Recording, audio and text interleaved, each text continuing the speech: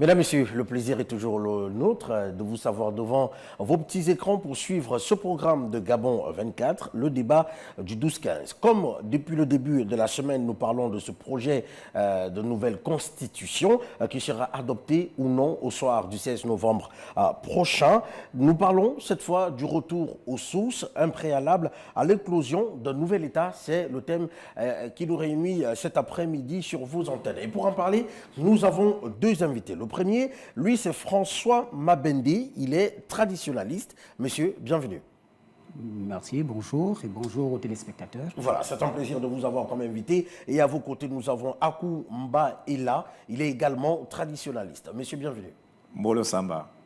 C'est un plaisir de vous avoir également comme invité. Alors, je vais commencer par vous, François Mabende. Quand on parle du retour aux sources, que doit-on comprendre par ce retour aux sources?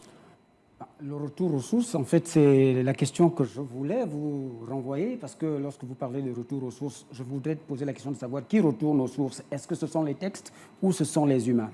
Alors, si ce sont les textes qui retournent aux sources, je voudrais bien être situé. C'est vrai qu'aujourd'hui, vous avez fait allusion à la nouvelle constitution ou au projet de la prochaine constitution, qui a fait allusion un tant soit peu à nos traditions, surtout lorsqu'on parle, on y arrivera, de la justice alternative.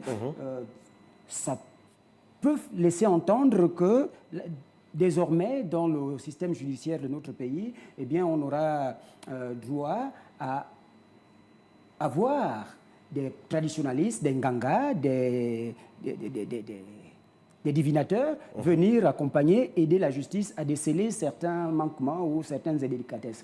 On espère. Si c'est ça le retour aux sources, dans ce cas, c'est une bonne chose. Mais le retour aux sources devait plutôt se focaliser sur le fait de conformer notre Constitution à nos us et coutumes. Parce que la Constitution, aujourd'hui, ça devait être la coutume et les traditions du pays qui devaient constituer le socle fondamental de la Constitution, de la loi fondamentale. Mais aujourd'hui, on observe, on voit que malgré le projet combien louable de la restauration de nos institutions, malheureusement, nos rites et traditions, nos us et coutumes n'ont pas eu la place souhaitée dans cette Constitution, de façon à ce que les traditionalistes reconnaissent que désormais, la restauration des institutions a commencé par un véritable retour aux sources. Ce n'est pas dire le peuple gabonais responsable devant Dieu, les ancêtres et l'histoire. C'est ce qui est écrit dans le préambule, d'ailleurs. C'est ce qui est écrit à la première phrase de ce projet de constitution. Ce qui n'était pas le cas dans la Constitution de 1991, révisée en 2011. Oui, vous savez, ce sont des formulations. À la Constitution de 1991, dans un alinéa du préambule, eh bien, il était bel et bien question du Gabon, de la République gabonaise, qui tient compte de ses valeurs matérielles, immatérielles et spirituelles. Ça veut dire quasiment la même chose. Parce que quand on tient compte des valeurs immatérielles du Gabon, c'est quoi? Ce sont nos cultures, ce sont nos traditions. Donc c'est quasiment la même chose. Il n'y a pas de différence, sauf qu'on a déplacé pour l'amener un peu plus haut. Ok, merci à vous, monsieur monsieur François Mabende, pardon. Et là, je me tourne vers monsieur Akou Mbaela. Alors, là, monsieur François Mabende estime que le projet de la nouvelle constitution qui doit être amendée ou pas par tous les Gabonaises et les Gabonaises qui sont appelés aux urnes le 16 novembre prochain, que ce projet de nouvelle constitution ne se concentre pas de manière beaucoup plus globale ou encore dans sa grande majorité sur nos us et coutumes. Alors, selon vous, est-ce que le retour aux sources peut sonner comme effectivement un préalable à l'éclosion d'un nouvel État? Mais je vous dirais d'abord, je vous remercie d'abord de m'avoir invité dans votre émission. Je vais dire, quand vous me posez cette question, retour aux sources. Retour aux sources signifie qu'il faudrait que vous redeveniez ce que vous êtes. Parce qu'aujourd'hui, le Gabonais n'est plus Gabonais. Le retour aux sources signifie que, aujourd'hui, quand vous faites allusion à l'État, ça concerne l'humain, ça concerne le Gabon physique. Mais il faudrait que vous sachiez que le Gabon n'est pas d'abord physique. Le Gabon est d'abord spirituel, le Gabon est d'abord mystique, qu'on appelle immatériel, et le Gabon est enfin physique, qu'on appelle matériel. Donc vous ne pouvez pas traiter des problèmes du Gabon physiquement sans tenir compte de son aspect intérieur et spirituel. Vous comprenez? Il faudrait qu'il y ait l'harmonie entre ces trois dimensions. Parce que c'est le Gabon mystique qui fait fonctionner le Gabon physique. Le Gabon physique n'est qu'une simple enveloppe, un simple véhicule. Voilà. Et effectivement, c'est d'où d'ailleurs notre question. Est-ce qu'en retournant aux sources, selon vous, si on prend les propos de M. François Mabende qui estime que cette constitution devrait être basée sur nos us et coutumes, est-ce qu'en retournant aux sources, on est certain d'avoir l'éclosion d'un nouvel État, d'un nouveau Gabon? Bon, je voudrais d'abord vous dire qu'en tant que constitutionnaliste spirituel, parce que je le suis, je pense être le seul constitutionnaliste spirituel dans ce monde, correcteur des constitutions modernes. Quand on parle de constitution spirituelle, ça relève quoi? Ça relève du spirituel du Gabon. Parce qu'aujourd'hui, ce qui nous embête, c'est l'élite diplômante. L'élite diplômante qui nous embête parce qu'aujourd'hui, elle ne cherche pas à devenir ce qu'elle est. Elle se comporte comme des devenus. Et c'est pour ça que vous verrez qu'aujourd'hui, quand on parle de la Constitution, je suis souvent les émissions ici, ils sont incapables d'expliquer aux gens ce qu'on entend par Constitution. Quels sont les fondamentaux d'une Constitution? Alors que la Constitution existait chez nous. La Constitution existait chez nous. Nous, c'est pour ça, chez moi, dans mes pages, je dis souvent ce que nous devons faire pour que le Gabon devienne un Gabon nouveau et non un nouveau Gabon. Il faudrait aujourd'hui que nous mettions en place un système immortel. Parce que dans la vie, vous ne devez pas écouter ce que l'autre dit, vous devez plutôt chercher à savoir sa pensée. Parce que la vérité se trouve dans la pensée. C'est pour ça que je parle de retour aux sources, parce que le retour aux sources, c'est de faire en sorte que l'humain sache qu'il n'est pas le chef des autres espèces. Parce que chaque espèce a sa constitution. L'humain doit chercher à respecter les constitutions des autres. Mais malheureusement, aujourd'hui, l'humain devient le plus ignorant, qui est là pour empiéter dans les constitutions des autres espèces. Mais si l'humain détruit les autres espèces, vous devez savoir que l'humain ne peut pas vivre sans les autres espèces. Et c'est l'humain qui va disparaître. Et c'est pour cela, quand vous parlez de retour aux sources, ça fera en sorte que nous cherchons à devenir ce que nous sommes. Il faudrait que nous cessions d'être des acculturés, des déracinés. Oui, monsieur François Mabende, vous réagir. Oui, je voudrais réagir et justement pour rebondir sur le fameux retour aux sources. Parce que, vous savez, je disais d'entrée que la Constitution qui aurait pu sous-tendre un véritable retour aux sources devait être fondée sur nos coutumes. Parce que nos peuples du passé, nos ancêtres, avaient des constitutions, vous le savez bien. Nos coutumes étaient des constitutions. Il y avait des lois, des principes, des préceptes à respecter. Il y avait des devoirs et des droits. Donc, on avait déjà des constitutions qui régulaient le bon vivre ensemble. Mais aujourd'hui, pour retourner aux sources, les constitutionnalistes gabonais devaient d'abord s'imprégner de nos coutumes. Vous voyez, il y a un article sur l'éligibilité. Voyez, et ça, vraiment, Monsieur le Président de la Transition, j'ai bien peur que ceux qui disent vous accompagner soient là pour vous tromper. Vous voyez, nous sommes un peuple de Bantous. Normalement, des polygames.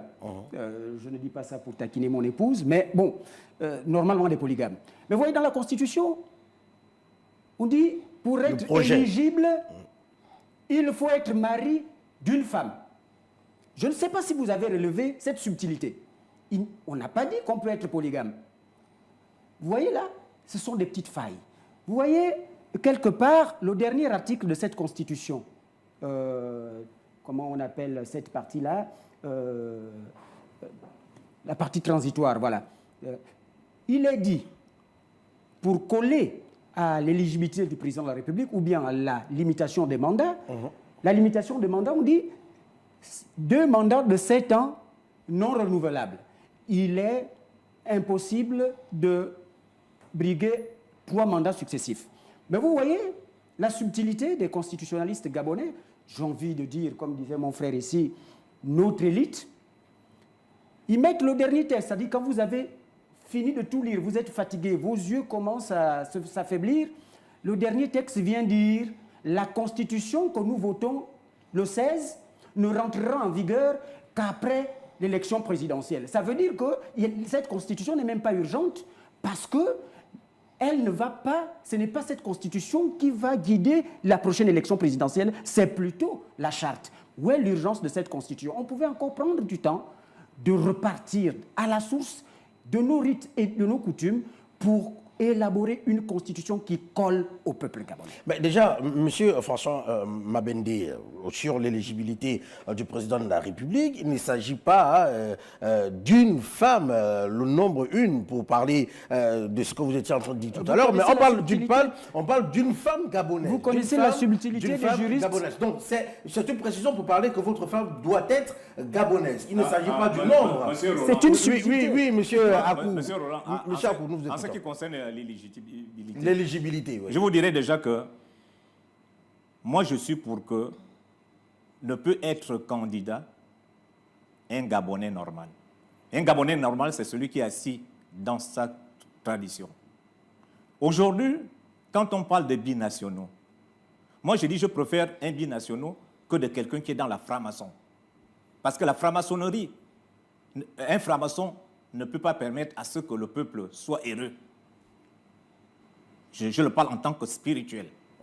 Donc, je préfère un Gabonais, prendre un Gabonais binational que de prendre un Gabonais qui est de père et de mère, de grand-mère, de machin, Gabonais, mais qui est dans la franc-maçonnerie.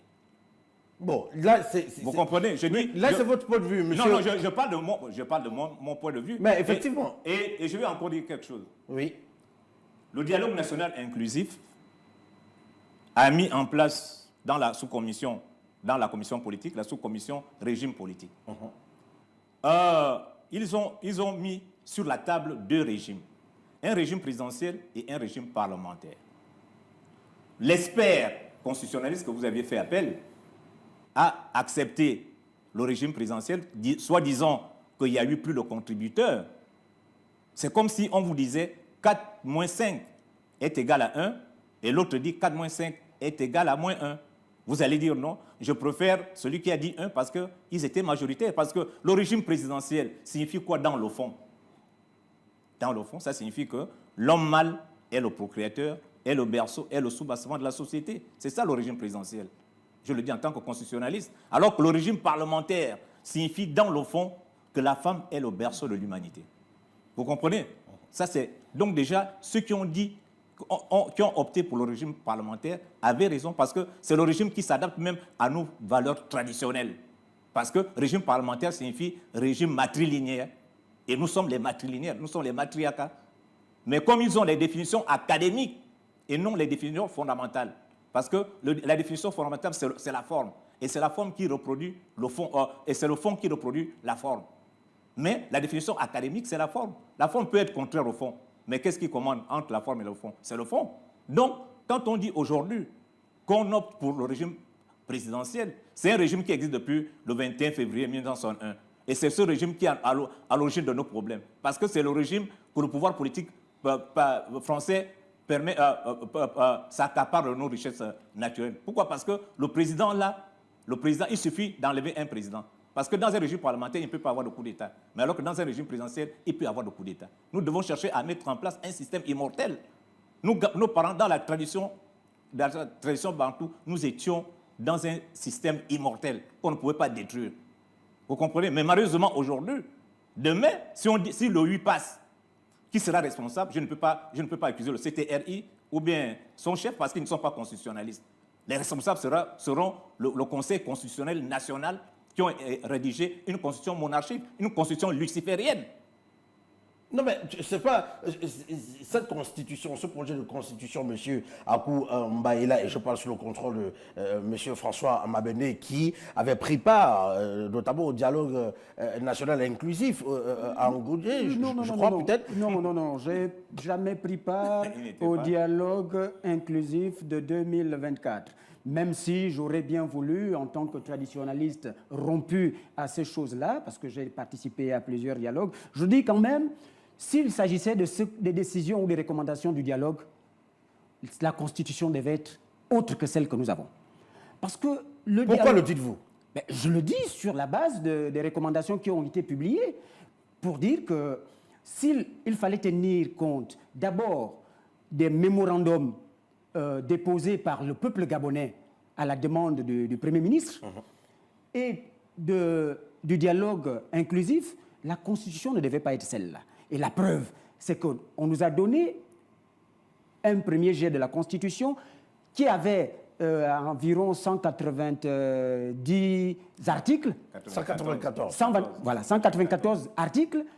Et les corrections qui ont été apportées étaient à 801 corrections. Vous voyez que c'est lourd pour un comité constitutionnel qui a été mis en place et qui a pris l'argent du contribuable pour nous pondre un texte qui a dû prendre encore des énergies et des moyens pour la correction. Et même là, il y a une autre coquille que j'ai encore trouvée. Ça veut dire que même ceux qui ont corrigé somnolaient. Ils somnolaient parce que, sincèrement, il manque de rigueur dans ce pays. Il y a le texte qui parle du serment du vice-président de la République.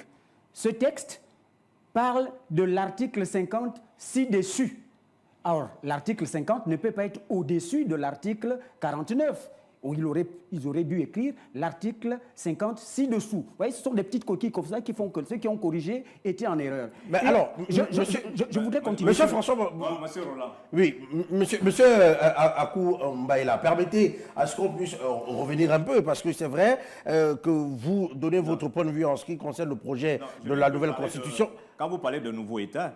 Oui, monsieur Akou Mbaïla, allez-y très rapidement. Ouais, il reste 7 minutes. Non, je vous dirais d'abord que qu'est-ce qu'on appelle un État? Un État, c'est ce qu'on appelait chez nous le corps de garde. Le corps de garde, c'est ce qu'on appelle l'État. Et la République, c'est ce qu'on appelle la cuisine. On ne peut pas faire une constitution basée seulement sur des principes de la tradition, monsieur Akou je ne dis pas. Mbaïla. Non, c'est quoi la tradition? Je dis, nous devons être des tradis modernes. Je ne parle pas de traditionnel, je parle de tradis modernes. Et quand on parle de tradis modernes, ça renvoie à quoi, monsieur Akou? Quand on parle de... Mais ça renvoie à quoi? Il faut tenir compte de quel aspect et de quel autre aspect, monsieur Akou Je dis déjà, quand je parle d'institution, oui, c'est moderne. Quand on parle d'institution, dans la Constitution actuelle, il n'existe aucune institution apolitique. Comment on peut parler de démocratie sans institution apolitique? Il n'y a que des institutions politiques. Alors que ce sont les institutions politiques et les institutions apolitiques qui doivent dépendre du peuple. Ce ne pas la souveraineté du peuple. Quand on dit que le peuple est souverain, pour que le peuple soit souverain, il faudrait que les institutions politiques et apolitiques dépendent de ce peuple. Il n'existe aucune institution apolitique dans cette Constitution. Quelle est la Constitution qui peut exister sans institution apolitique? Qu'on me cite une institution apolitique dedans. Moi, je parle en tant que constitutionnaliste. Je ne suis pas interprète, je suis constitutionnaliste. Il n'existe aucune institution apolitique. Même, ou bien ils ne savent pas ce qu'on entend par politique et apolitique, malgré qu'ils soient politologues ou constitutionnalistes modernes. Il n'existe aucune institution apolitique ici. Parce que déjà, ici, il se réfère à la théorie de Montesquieu, les trois pouvoirs, l'exécutif, le législatif et le judiciaire, qui est une théorie caduque, qui ne s'adapte même pas à la Constitution. Le président israélien ne fait pas partie de l'exécutif. Le Premier ministre, son homologue en France, c'est le président et non le Premier ministre. Pourquoi? Parce qu'il est le chef de l'exécutif. Bon, le président israélien détient quel pouvoir? Parce qu'il existe d'abord les institutions avant les pouvoirs. Mais alors que la théorie de Montesquieu parle de pouvoir avant les institutions. Ce sont les institutions qui détiennent les pouvoirs.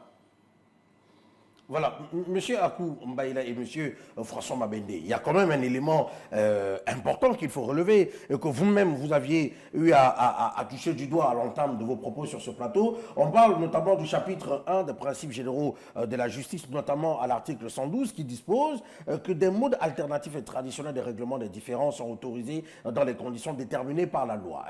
Un élément important qu'il faut relever pour dire que la tradition, à partir de cet instant, intervient également et qu'on a pris en compte, que cette constitution a pris en compte, peut-être pas dans toute sa globalité, comme vous le souhaitiez, mais des éléments quand même qui permettent à ce que la tradition ou encore que la justice traditionnelle puisse s'exprimer. Cet article est vague et imprécis.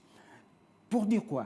Vous voyez, quand on parle des principes alternatifs de la justice, je vais parler de la prestation du serment du président de la République. On est habitué, ou on était habitué dans les précédentes constitutions, de lire le président de la République prête serment sur la Constitution et il dit « je jure de… ». Or là, il ne dit plus « je jure de », il dit « je m'engage à ».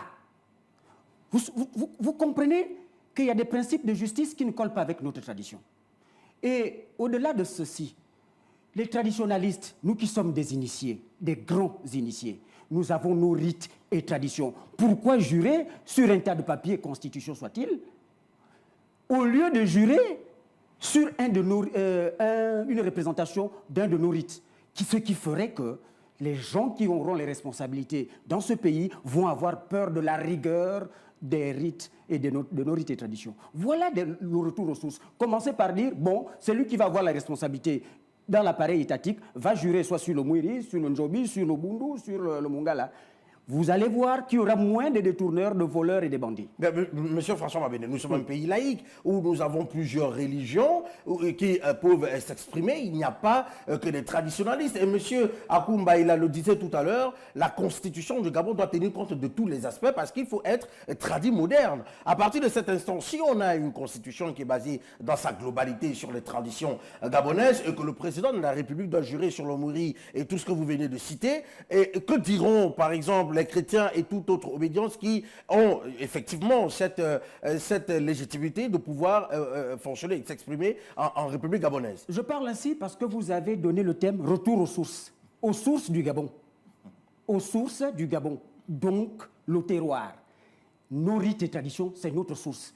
Les autres religions que vous énumérez, qui font que le Gabon devienne un pays laïque, sont des religions importées. Vous aurez pu dire « retour à la laïcité ». Mais vous avez dit retour aux sources, et je parle donc en tant que... Ça relève de l'animisme. Mais raison pour laquelle je vous ai posé la question tout à l'heure, je vous ai dit, quand on parle de retour aux sources, il s'agit de quoi concrètement pour qu'on puisse avoir un Gabon nouveau? Parce que c'est là que tout va se jouer, monsieur François Mabende. Quand on parle de retour aux sources, le Gabon devrait se retourner vers quoi pour avoir un nouvel État, selon le projet de nouvelle constitution qui va être adopté ou pas au soir du 16 novembre? Le Gabon devait se retourner vers les chefs coutumiers qui sont encore bien vivants et bien imprégnés de nos coutumes. Même si on a le catholicisme, l'islam, la franc-maçonnerie, le protestantisme et autres, nous avons d'abord notre base. La base, c'est la fondation d'un monument, d'un immeuble, d'un bâtiment. Les autres, les portes, les chambres, les portes, les fenêtres, les linteaux sont des accessoires. Il faut une fondation solide. Et la fondation solide du pays, et donc la fondation solide que devait constituer la constitution du Gabon, c'est d'abord nos us et coutumes. Même si c'était devenu un pays laïque. D'accord, mais c'est laïque. Vous êtes certainement chrétien, vous avez votre nom gabonais. Moi, je m'appelle Mabende. Là, je suis déjà dans la fondation, dans ma source, le nom Mabende. Vous m'appelez François, j'ai même du mal à vous répondre. Mais quand vous m'appelez Mabende, vous n'allez pas attendre 2 secondes. Mais toujours est-il que vous appelez François Mabende. Bon, oui, monsieur Akoumba est là. Ouais. Monsieur Akoumba est là. Et là, c'était certainement votre mot de fin parce qu'il nous reste quelques secondes pour finir cette émission. Monsieur Akoumba est là. Permettez à ce que je vous pose quand même cette question. Monsieur François Mabende disait qu'il n'a pas pris part au dialogue national inclusif qui a été organisé en avril dernier à Kanda, dans la commune d'Akanda. Il y a eu quand même des traditionalistes qui ont participé à l'élaboration ou encore aux propositions qui ont permis à ce qu'on puisse mettre sur pied cette nouvelle constitution. Mais, ce projet de nouvelle constitution. Attends, Roland, j'ai dit un traditionnaliste est d'abord spirituel. Si vous n'êtes pas spirituel, vous n'êtes pas traditionnaliste. Il ne faut pas... Ceux qui sont partis au dialogue, je ne sais pas s'ils sont spirituels. Parce que traditionnaliste ne signifie pas spirituel. Il y a des faux traditionnalistes. Moi, je vais revenir sur le serment du président. Quand on parle de Dieu, il faudrait d'abord savoir que la langue française, c'est une langue artificielle. Quand on parle de Dieu, il ne s'agit pas du Créateur. On doit enlever le mot Dieu, parce que Dieu, dans le fond, signifie Lucifer. Quand on dit devant Dieu, on dit devant Lucifer. Pourquoi nous avons le nom de notre Créateur? Les Bantous ont un nom. Pourquoi vous ne citez pas ce nom? Vous parlez de Dieu. Dieu, c'est qui? Est-ce que vous connaissez qui est Dieu? Il faut mettre le nom Bantou, le nom du Créateur en Bantou. Vous enlevez le nom Dieu, parce que Dieu signifie Lucifer. Donc vous prêtez serment devant Lucifer et non devant le Créateur. Merci à vous, M. Akou Mbaila. Je rappelle que vous êtes traditionnaliste. Vous étiez là accompagné ou encore avec M. François Mabende, lui également traditionnaliste, pour qu'avec nos téléspectateurs, nous essayons de comprendre si le retour aux sources devrait être un préalable à l'éclosion d'un nouvel État. Merci à vous, chers téléspectateurs, d'être restés en compagnie de ce programme. On se retrouve très vite sur les antennes de Gabon 24. Au revoir.